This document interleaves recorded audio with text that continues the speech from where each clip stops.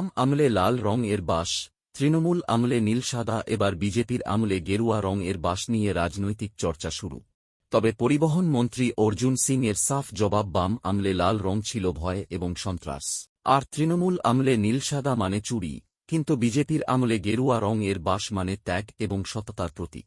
তবে যেসব নতুন বাস কলকাতা শহরে নামছে সেগুলি সব গেরুয়া রং এর হবে বলে সরকারি সিদ্ধান্ত হয়েছে বলে জানান অর্জুন সিং। এরপরে ট্রামের রং ও গেরুয়া রং হবার সম্ভাবনা জানিয়ে দিলেন পরিবহন মন্ত্রী অর্জুন সিং।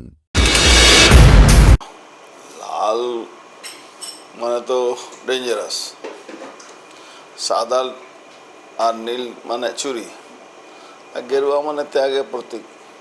আমরা তো ত্যাগের প্রতীক, আমরা তো রাষ্ট্রবাদী, আমরা দেশের যে ত্যাগের প্রতীক যে রংটা, সেই রংটাকে ইউজ করছে। কোন বাসগুলো থাকছে? নিশ্চিতভাবে নতুন যে বাস আসবে সেরকম স্যাফরান কালারের বাস আমরা চুজ করেছি।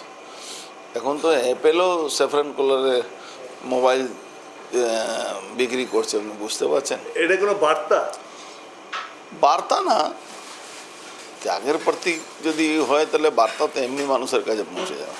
এটা কি কোনো সাইকোলজি ব্যাপার আছে, মানসিকভাবে একটা গেরুয়া কালার দেখলে একটা মনে? সাইকোলজি কোনো না, এটা তো আমাদের স্লোগানে ছিল, রাম রাজ ফির আয়েগা, গেরুয়াধারী আয়েঙ্গে, সব স্লোগান।